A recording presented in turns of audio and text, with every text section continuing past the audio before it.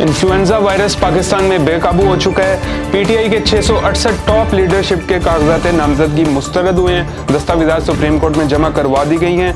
इमरान खान के तर्जुमान बैरिस्टर उमैर नियाज़ी के कागजात नामजदगी मंजूर कर लिए गए हैं। लाहौर हाईकोर्ट ने खुर्रम लतीफ़ खोसा से मुतल्लिक तहरीरी हुक्मनामा जारी कर दिया है। पाकिस्तान से ताल्लुकात की बेहतरी, अफगान वफ्द पाकिस्तान पहुंच चुका है। इन तमाम तर तफसीलात पर बात करेंगे।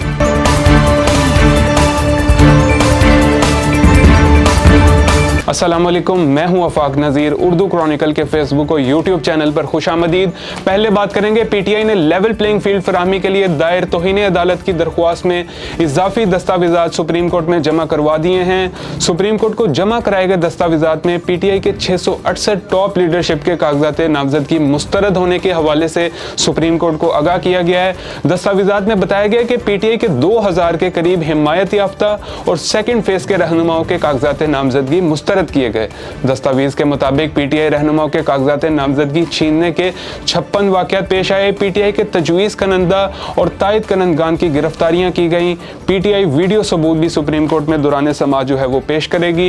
इसके अलावा चीफ जस्टिस ऑफ पाकिस्तान काजी फाइज ईसा की सरबराही में 3 रुकनी बेंच जो है वो इस मामले को देख रहा है। इसके अलावा बात करेंगे जी, इलेक्शन ट्रिब्यूनल ने बानी पीटीआई इमरान खान के तर्जुमान बैरिस्टर उमैर नियाज़ी के मियांवाली के हल्का NA 89 और 90 से कागजात नामजदगी मंजूर करके उनका नाम उम्मीदवारों की फहरिस्त में शामिल करने का हुक्म दे दिया है। लाहौर हाईकोर्ट रावलपिंडी बेंच में कायम इलेक्शन ट्रिब्यूनल के जज जस्टिस चौधरी अब्दुल अजीज ने रिटर्निंग अफसर मियांवाली का फैसला कल अदम करार देते हुए RO को हुक्म दिया कि उमैर नियाज़ी का नाम उम्मीदवारों की फहरिस्त में शामिल और उन्हें इंतखाबी निशान अलॉट किया जाए। 1 जनवरी को बैरिस्टर उमैर नियाज़ी की रिटर्निंग अफसर के फैसले के खिलाफ appeal Lahore high court Rawalpindi bench में समाअत के लिए मंजूर हो गई थी।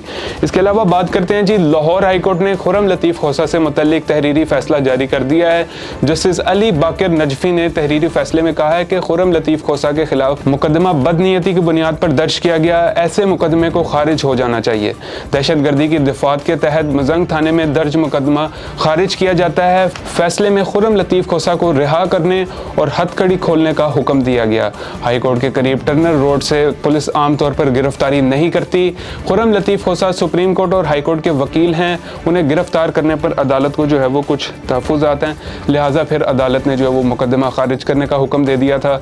इसके अलावा बात करते हैं जी, पाकिस्तान से ताल्लुकात की बेहतरी, अफगान वफ्द जो है वो इस्लामाबाद पहुँच चुका है।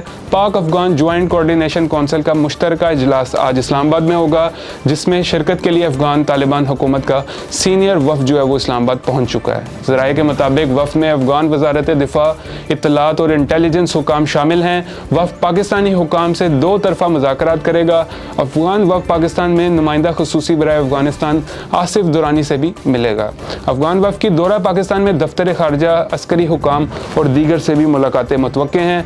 पाकिस्तान अफगानिस्तान में कल अदम ग्रोहों की अफगान सरजमीन के पाकिस्तान मुखालिफ इस्तेमाल पर बात करेगा, जबकि अफगानिस्तान में दहशत गर्दों की महफूज पनागाहों का मामला भी ज़ेर बहस आएगा। साथ ही पाक अफगान सरहदी बार और चमन सरहद पर वीज़ा फ्री नकलो हमल पर भी बातचीत की जाएगी। इसके अलावा बात करते हैं जी, इन्फ्लुएंजा वायरस पाकिस्तान में बेकाबू हो चुका है।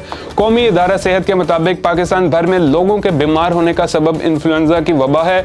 कौमी अदारा बराए सेहत के हुकाम का कहना है कि इन्फ्लुएंजा A की ज़ैली किस्म के नतीजे में H3N2 पूरे मुल्क में लोग बीमार हो रहे हैं। पाकिस्तान में कोविड-19 के केसेस की शरह 1% से भी कम है, जबकि मुल्क भर से इन्फ्लुएंजा के हर हफ्ते हज़ारों केसेस रिपोर्ट हो रहे हैं। इन्फ्लुएंजा बूढ़े और कमज़ोर कुव्वत मुदाफ़ियत के हामिल अफराद के लिए ख़तरनाक साबित हो सकता है। माहिरीन सेहत का कहना है कि पाकिस्तान में इस वक्त इन्फ्लुएंजा की वैक्सीन दस्तयाब नहीं है। इन्फ्लुएंजा से बचने के लिए मास्क का इस्तेमाल करें और हाथों को बार बार धोएं। इन्फ्लुएंजा होने की सूरत में एंटीबायोटिक अद्वियात का इस्तेमाल करने से परहेज़ करें।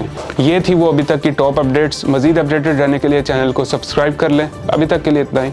अल्लाह हाफ़िज़।